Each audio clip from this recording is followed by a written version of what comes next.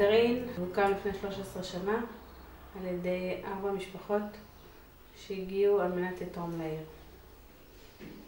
היום אנחנו עומדים על 120 משפחות שחיות בכל רחבי העיר. רוב אנשי הגרעין הם אנשי חינוך שעוסקים בחינוך בתוך העיר והגיעו לדרגות מאוד משפיעות כמו מנהלים, סגני מנהלים, מורים בכירים. אנחנו היום נמצאים בכל ועדה, בכל ישיבה, בכל צוות היגוי בעיר הזאת. יש לנו את מרכז החסד. מרכז החסד, לצערנו בשדרות יש הרבה מאוד אנשים שאין באפשרותם לתת את הדבר הכי פשוט, שזה לחם ואוכל למשפחות שלהם.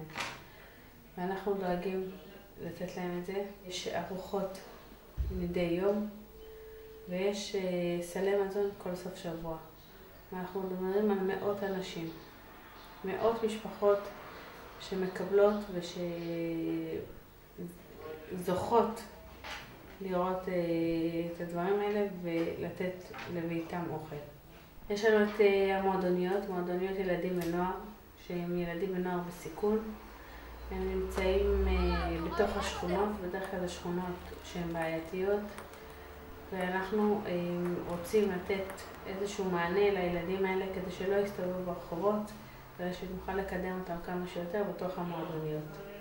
המועדוניות הן פתוחות כל יום אחר הצהריים, יש שם אוכל חם לילדים, והרבה פעמים אין להם את זה בבתים שלהם, וסיוע ועזרה לשיעורי בית וקידום כמה שאפשר בתחום הלימודים, וזה קשר עם בתי הספר, עם המורים, על מנת שנדע כל ילד מה הבעיות שלו ואיך אפשר לקדם אותו. שם יש לנו ספרייה עם אנציקלופדיות וספרי קריאה וחדר מחשבים, כדי לאפשר לכל הילדים האלה של המועדוניות להגיע לשם, לחוות את החוויה של ספרים, כי לרוב לילדים האלה אין בכלל ספרים.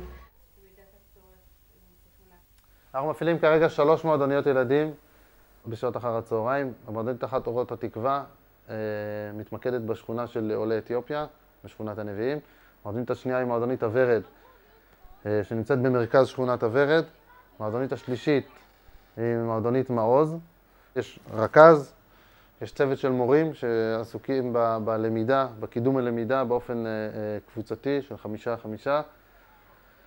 ויש את רכזי החברה, הרכזים החברתיים שאחראים על הפעילות היצירה, החוויה החברתית, ערכית, שנלווית לכל מועדונית כזאת.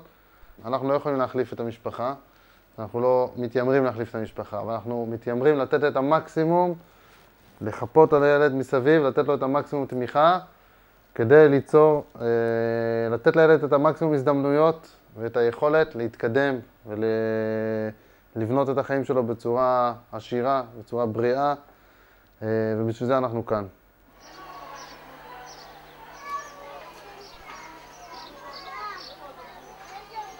לפני 8 שנים התחלתי בעצם לנהל את המעון עם 36 ילדים, והיום אנחנו כבר מונים ל93 ילדים. יש לי צוות של 20 מטפלות. יש עבודה נהדרת בתוך המעון.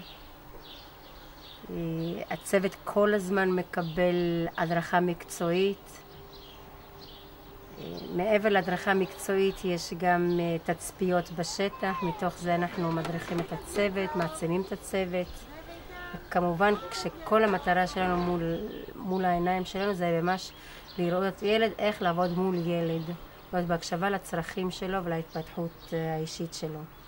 בתוך הפעילויות שלהם בכיתות יש להם גם תחנות מחוץ לכיתות, שזה אומר פעילות של ג'ימבורי, שכל הילדים משתתפים, 93 ילדים משתתפים, כמובן יש להם איזה סדר יום מסודר. יש להם חצר גרוטאות שהיא חצר מדהימה, כל מיני גרוטאות, והילדים שם יוצרים ומביאים את עצמם חזק מאוד. ומעבר לזה יש להם את הפעילות בתוך הכיתות, פעילות שמתאימות לצרכים. כמובן, התוכנית שלנו בעצם, אנחנו רואים את השלב ההתפתחות של הילד, ולפי זה מתאימים את התוכנית לשלב ההתפתחות שלו.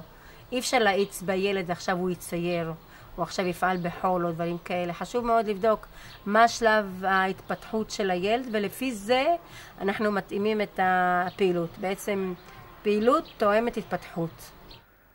אני רואה בתהליך שקורה כאן איזושהי בשורה. אנחנו באים, הצוות ואנשי הקהילה, כשהם פועלים עם הילדים, באים עם מוטיבציה גדולה, עם רצון להיטיב לילד, לעשות את המקסימום, אם זה בשעות לא שעות, ואם זה בשגרה, ואם זה בטלפונים.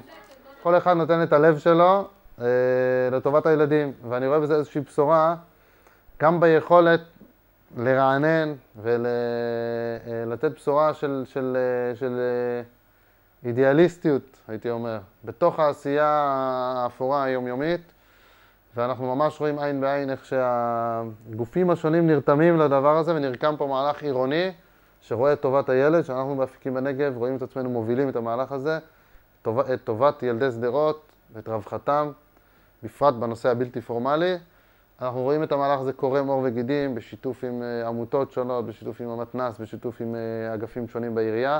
בהחלט ניתן לומר שצומח פה משהו ייחודי, שזאת רק ההתחלה.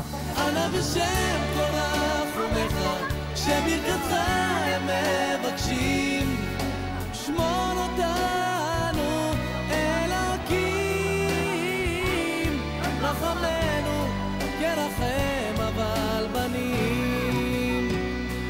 אנא בשם תורך ומך, שברכתך הם מבקשים, שמור אותנו אלוקים.